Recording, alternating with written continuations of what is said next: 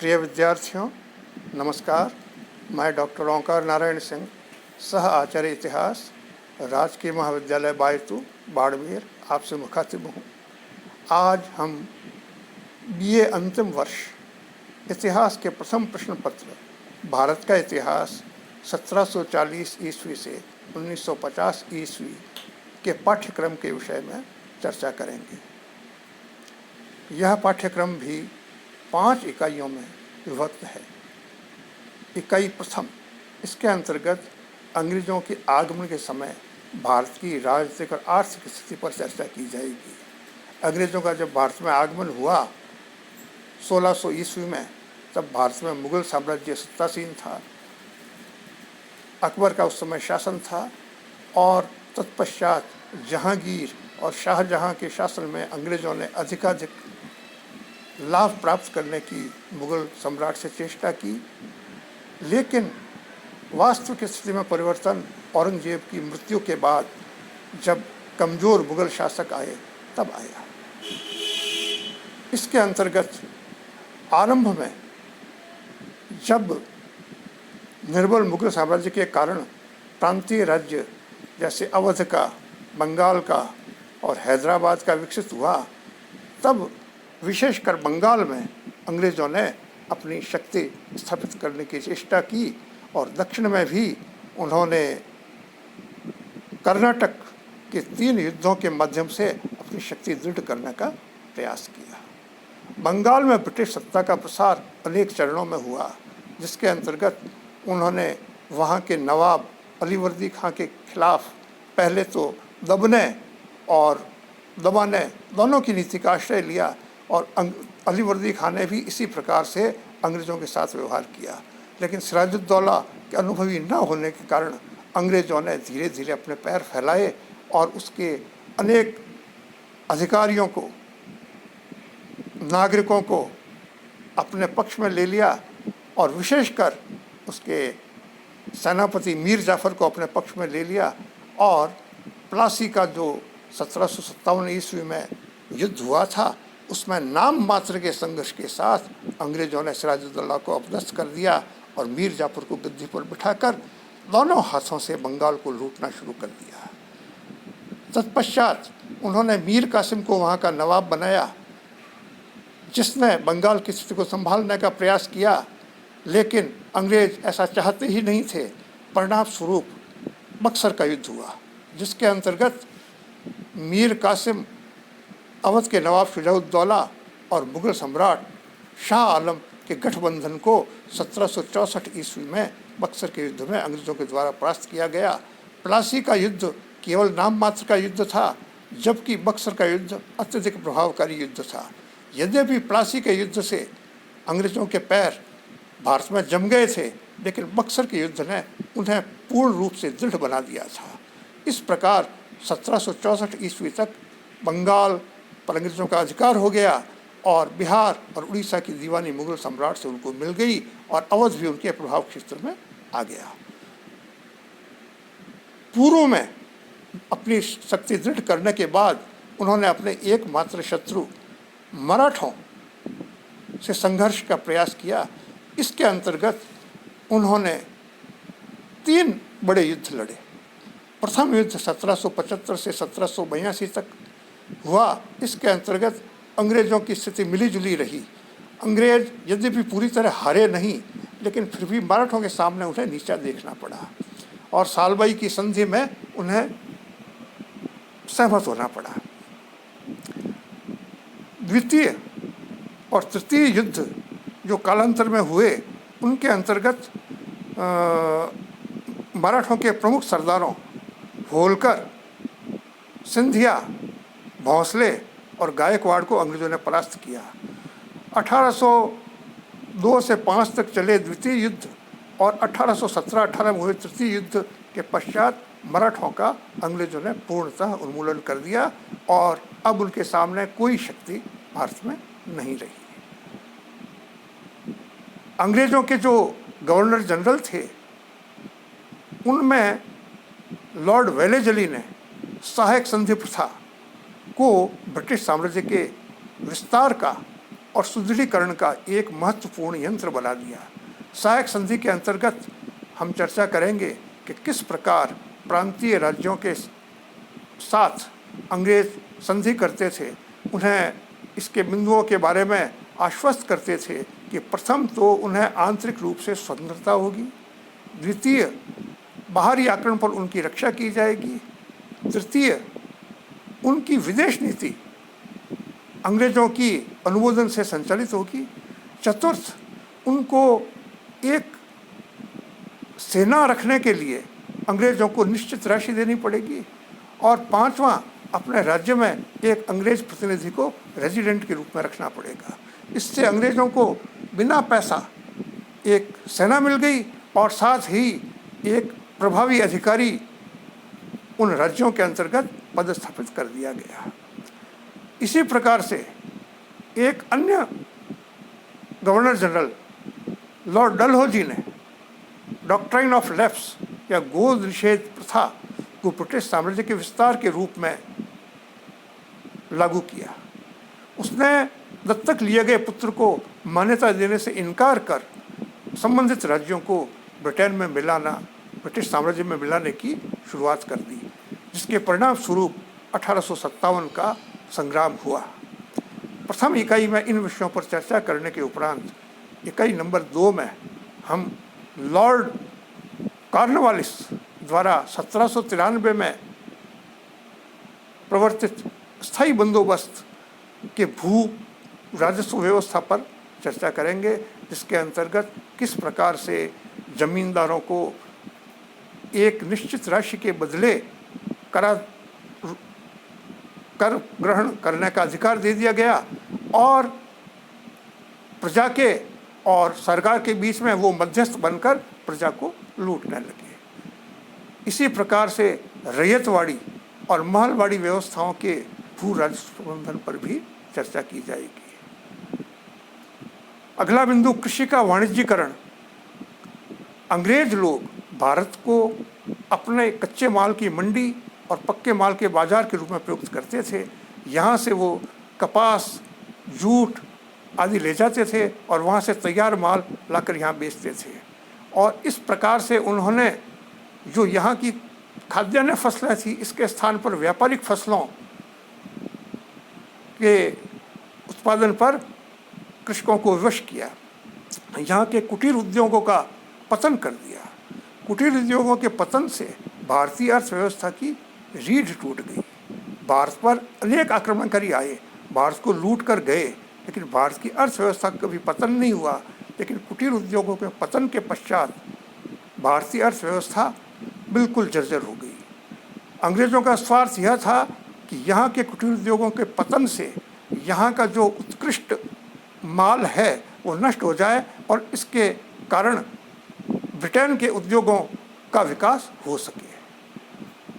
इसके अतिरिक्त अगला बिंदु धन के निष्कासन, जो कि कुटीर उद्योगों के पतन से जुड़ा हुआ है, उस पर चर्चा की जाएगी। धन निष्कासन का सिद्धांत दादा भाई नौरोजी ने प्रस्तुत किया था, जो कि ब्रिटिश संसद के सदस्य भी थे। उन्होंने बताया कि किस प्रकार से अंग्रेज़ों ने भारत से धन का प्रवाह ब्रिटेन की ओर कर दिया।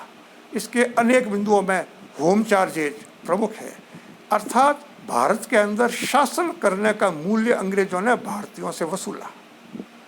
ये एक विडंबना ही कही जा सकती है। उसके परिणाम स्वरूप भारत, जो विश्व में सर्वाधिक संपन्न और सोने की चिड़िया देश कहलाता था, वो एक निर्धन और दीनहीन देश हो गया। इकाई नंबर 3 में ब्रिटिश शासन के अंतर्गत शिक्षा और न्यायिक सुधारों पर चर्चा की जाएगी। इसके अंतर्गत 1854 का चार्टर एक्ट और 1904 का विश्वविद्यालय अधिनियम प्रमुख हैं। ये शिक्षा के सुधार के क्षेत्र में मील के पत्थर हैं। न्यायिक सुधारों के क्षेत्र में बंगाल में न्यायालय स्थापित किया जाना और बाद में सर्वोच्च न्यायालय की स्थापना, और इसी क्रम में अन्य राज्यों में भी उच्च न्यायालय स्थापित किया जाना इसकी एक कड़ी है। 19वीं शताब्दी में भारत में सामाजिक धार्मिक सुधार आंदोलन हुए। इनके अंतर्गत ब्रह्म समाज, जो राजा राम मोहन राय द्वारा चलाया गया, आर्य समाज, जिसकी स्थापना स्वामी दयानंद सरस्वती ने की, रामकृष्ण परमहंस के शिष्य स्वामी विवेकानंद द्वारा संस्थापित रामकृष्ण मिशन के समानांतर डॉक्टर एनी बेसेंट की थियोसॉफिकल सोसाइटी की भी चर्चा इसमें की जाएगी। इस आंदोलन के कई कारण थे, जिनमें अतीत के गौरव का ज्ञान, भारतीय अभिलेखों को पढ़ा जाना, पाश्चात्य साहित्य से भारतीयों का अवगत होना और ईसाई पादरियों के दुष्प्रचार का जवाब देने के लिए भारतीय युवा वर्ग का सन्नद्ध हो जाना, ये सब कारण थे जिनके कारण सामाजिक धार्मिक सुधार आंदोलन अन्य क्षेत्रों में प्रकट हुए। पाश्चात्य शिक्षा के परिणाम स्वरूप प्रेस का भी विकास हुआ। इसके अंतर्गत वर्नाक्युलर प्रेस एक्ट का विशेष योगदान है। इसके अतिरिक्त इसी कड़ी में सामंतवाद के विरुद्ध कृषक प्रतिरोध के अनेक आंदोलन की हम चर्चा करेंगे। इनका संवेद स्वरूप 1857 के विप्लव, जिसे कि भारत का प्रथम स्वतंत्रता संग्राम भी कहा जाता है, उसके रूप में प्रकट हुआ। इसके कारणों के अंतर्गत सबसे प्रमुख कारण लॉर्ड डलहौजी की गोद निषेध नीति, मुगल सम्राट का अपमान, अनेक नेताओं द्वारा स्वतंत्रता की इच्छा और सबसे मुख्य कारण प्रजा का अंग्रेजों द्वारा अपमान, जिसके अंतर्गत एक प्रमुख वाक्य है कि कुत्तों का और भारतीयों का होटलों में प्रवेश निषेध है। काले गोरे का जो भेदभाव, ऊंच नीच का ये भेदभाव जनता में अंग्रेज़ों के विरुद्ध विद्रोह का एक कारण बना। यद्यपि यह जन विद्रोह का उतना रूप नहीं ले सका जितना कि ये लिया जा सकता था। इसकी प्रकृति के विषय में अनेक मत हैं। कई लोगों ने इसे असभ्यों का और सभ्यों का सांस्कृतिक संघर्ष कहा है। कईयों ने इसे साम्राज्यवादी का और शोषक का संघर्ष कहा है। कईयों के द्वारा इसे काले और गोरों का संघर्ष कहा गया है। लेकिन वस्तुतः यह शोषक और शोषित के मध्य का संघर्ष था, जिसमें शोषण से मुक्त होने की प्रमुख इच्छा निहित थी। इसके परिणाम स्वरूप भारत में ईस्ट इंडिया कंपनी का शासन समाप्त हो गया और 1858 ईस्वी के भारतीय शासन अधिनियम के द्वारा महारानी विक्टोरिया ने भारत के शासन को ब्रिटिश संसद के हस्तगत कर लिया और अब यहाँ ईस्ट इंडिया कंपनी के गवर्नर जनरल के स्थान पर महारानी विक्टोरिया द्वारा नियुक्त वायसराय यहाँ के शासन का प्रमुख हो गया। ईस्ट इंडिया कंपनी का अंतिम गवर्नर जनरल लॉर्ड कैनिंग ही प्रथम वायसराय के रूप में भारत में रहा। इकाई नंबर 4 में भारत में राजनीतिक जागृति का विकास और उदारवादी उग्रवादी क्रांतिकारी आंदोलनों के विषय में चर्चा की जाएगी। भारत में राजनीतिक जागृति का विकास के पीछे भारतीयों को अपने गौरव का ज्ञान एक प्रमुख बिंदु था। साथ ही तत्कालीन राजनेताओं, विशेषकर लोकमान्य बाल गंगाधर तिलक, महात्मा गांधी, सुभाष चंद्र बोस, गोपाल कृष्ण गोखले, सुरेंद्रनाथ बनर्जी, फिरोज शाह मेहता आदि का भी महत्वपूर्ण योगदान था। क्रांतिकारियों के अंतर्गत भी बंगाल और पंजाब के अंदर क्रांतिकारियों ने पर्याप्त प्रयास किया, जिनके अंतर्गत खुदीराम बोस, भगत सिंह, चंद्रशेखर आज़ाद, सुखदेव, राजगुरु, इनको प्रमुख रूप से गिना जा सकता है। 1885 ईस्वी में ब्रिटिश साम्राज्य की सुरक्षा के लिए सेफ्टी वॉल्व के रूप में भारतीय राष्ट्रीय कांग्रेस की स्थापना एलन ऑक्टेवियन ह्यूम के सानिध्य में हुई, जिसके माध्यम से भारतीयों ने अपने विचार, अपनी मान्यताएं, अपनी मांगें ब्रिटिश शासन के सामने रखकर धीरे धीरे औपनिवेशिक स्वराज्य के मार्ग प्रशस्त करने का प्रयास किया। लेकिन थोड़े ही वर्षों में अंग्रेजों की कुटिल नीति से कांग्रेस के अनेक नेताओं का ब्रिटिश वायसराय से मुंह भंग हो गया और उन्होंने उदारवादियों की नीति को राजनीतिक भिक्षावृत्ति की संज्ञा दी और 1907 के अंदर सूरत के अधिवेशन में कांग्रेस में फूट पड़ गई, विभाजन हो गया। सुरेंद्रनाथ बनर्जी, गोपाल कृष्ण गोखले, फिरोज शाह मेहता उदारवादी धड़े में रहे और उग्रवादी धड़े में लोकमान्य बाल गंगाधर तिलक, लाला लाजपत राय और विपिन चंद्र पाल प्रमुख थे। इनके अंतर्गत संघर्ष चलता रहा। उग्रवादियों को जेलों में ठूंस दिया गया। बाल गंगाधर तिलक को 1908 से 1914 तक बर्मा की मांडे जेल में रखा गया। कालांतर में 1916 के लखनऊ अधिवेशन में दोनों दलों में पुनः एकता स्थापित हो गई। लेकिन अंग्रेजों को एहसास हो गया कि अब भारतीयों को अधिक समय तक दबाकर नहीं रखा जा सकता और इसके अंतर्गत क्रांतिकारियों ने बम विस्फोट करके अंग्रेजों को और अधिक चौंका दिया। 1915 के बाद से राष्ट्रीय आंदोलन में गांधी जी का पदार्पण हुआ और गांधी जी ने अंग्रेजों के विरुद्ध सारे आंदोलनों को जन आंदोलन की भूमिका प्रदान की और 3 बड़े आंदोलनों द्वारा अंग्रेजों को झकझोर दिया। इसके अंतर्गत हम 1920 से 22 ईस्वी के असहयोग आंदोलन, 1930 से 34 ईस्वी के सविनय अवज्ञा आंदोलन और 1942 ईस्वी के भारत छोड़ो आंदोलन या करो या मरो आंदोलन की प्रमुख भूमिका को रेखांकित करेंगे। इसी के समानांतर कृषक, श्रमिक और दलित वर्ग के आंदोलनों पर भी चर्चा की जाएगी। इकाई नंबर 5 में प्रशासनिक सुधार अधिनियम पर चर्चा होगी। 1773 से 1853 तक हर 20 वर्ष में ईस्ट इंडिया कंपनी द्वारा लागू किए जाने वाले चार्टर एक्ट के बाद 1861 का कौंसिल एक्ट, 1892 का दूसरा कौंसिल एक्ट लागू किया गया। यह सब एक प्रकार का दिखावा था और अब अंग्रेज अपने विभाजनकारी रूप में 1919 के अधिनियम के साथ सामने आए।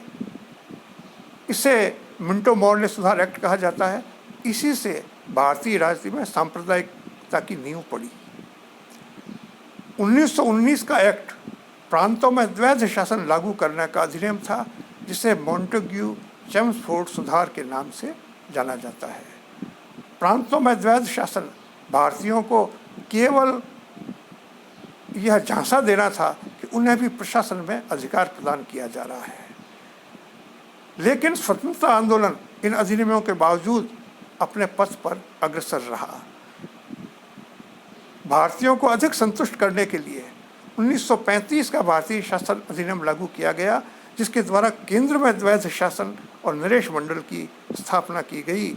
इसी के माध्यम से RBI, reserve bank of India, supreme court की संस्थापना की गई और आज का भारतीय संविधान बहुत कुछ इसी में से लिए गए उपबंधों पर आधारित है।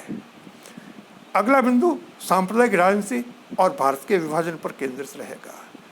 1909 के अधिनियम से सांप्रदायिक राजनीति आरंभ हो गई थी। इससे पूर्व ही 1906 में भारत में मुस्लिम लीग की स्थापना हो चुकी थी, जिसके नेताओं ने धीरे धीरे इस विचार को बल प्रदान करना शुरू कर दिया था कि हिंदू और मुसलमान 2 संस्कृतियां नहीं, 2 राष्ट्र हैं जो एक साथ नहीं रह सकते। इसको 1940 में मुस्लिम लीग के लाहौर अधिवेशन के द्वारा पूरा विधिवत रूप दे दिया गया और द्विराष्ट्रवाद का सिद्धांत प्रतिपादित कर दिया गया। इस बीच में मुस्लिम लीग कांग्रेस के साथ सहयोग में संयुक्त सरकारों में भी रही। द्वितीय विश्व युद्ध के विषय पर उसने इस्तीफा भी दे दिया और भारत छोड़ो आंदोलन में उसने विरोधी भूमिका निभाई और इसके दमन का समर्थन किया। और कालांतर में स्थिति इतनी बिगड़ गई कि कांग्रेस और मुस्लिम लीग के बीच में भारत को एकीकृत करने के विषय में कोई समझौता नहीं हो सका। चाहे वो शिमला में लिया गया समझौता हो, चाहे क्रिप्स मिशन हो, चाहे कैबिनेट मिशन हो, ये सब ढुलमुल रूप से चलते रहे और अंततः मुस्लिम लीग के नेता मोहम्मद अली जिन्ना ने 16 अगस्त 1946 को सीधी कार्रवाई दिवस के रूप में बंगाल के अंदर हजारों की हत्या करवाई और भारत का विभाजन अवश्यंभावी हो गया। हम सांप्रदायिकता के विकास के कारणों और भारत के विभाजन के कारणों पर चर्चा करने के साथ साथ क्या विभाजन अवश्यंभावी था और भारतीय स्वतंत्रता के अंतर्गत मुख्य कारण क्या थे, इनकी भी हम चर्चा करेंगे। इसी के समानांतर सुभाष चंद्र बोस और उनकी आज़ाद हिंद फौज की भूमिका से इनकार नहीं किया जा सकता, इसके विषय में भी चर्चा की जाएगी। स्वतंत्रता के पश्चात भारत 565 रियासतों में विभक्त हो गया, जिन्हें ब्रिटिश शासन ने पैरामाउंसी अर्थात सर्वोच्च सत्ता वहाँ के राजाओं को प्रदान कर दी, जिसका अर्थ ये था कि वे अपने विषय में निर्णय लेने में स्वतंत्र थे। ब्रिटिश भारत के दोनों भाग भारत और पाकिस्तान में गए, लेकिन इन राजाओं की इच्छा पर निर्भर था कि ये भारत में मिलें या पाकिस्तान में। लेकिन सरदार पटेल के सत प्रयासों के द्वारा भारतीय क्षेत्र के समूचे राज्यों का भारत में विलय सफलतापूर्वक करवा लिया गया। केवल कश्मीर, जूनागढ़ और हैदराबाद की समस्या रही। कश्मीर की समस्या लंबे समय तक दुख प्रदान करती रही और आप लोगों की जानकारी में है कि किस प्रकार से धारा 370 गत वर्ष समाप्त करने के साथ ही इस समस्या का लगभग समाधान का मार्ग प्रशस्त हो रहा है। जूनागढ़ की समस्या के समाधान के लिए वहाँ जनमत संग्रह कराया गया, इसमें केवल 91 लोगों ने पाकिस्तान के पक्ष में वोट दिया। इस प्रकार बहुमत से जूनागढ़ का भारत में विलय हो गया। हैदराबाद के निजाम ने भारत में सम्मिलित होने से इनकार कर दिया, तब वहाँ 1948 ईस्वी में पुलिस कार्रवाई के द्वारा उसे भारत में मिलने हेतु विवश कर दिया गया। इस प्रकार से भारत का एकीकरण संपूर्ण हुआ। पाठ्य पुस्तकों के अंतर्गत आपको ग्रोवर और यशपाल की पुस्तक भारत का इतिहास अथवा MS जैन की पुस्तक आधुनिक भारत का इतिहास अथवा विपिन चंद्र का भारत का स्वतंत्रता संग्राम एवं सत्या M राय की संपादित पुस्तक भारत में उपनिवेशवाद एवं राष्ट्रवाद को पढ़ने की सलाह दी जाती है। धन्यवाद।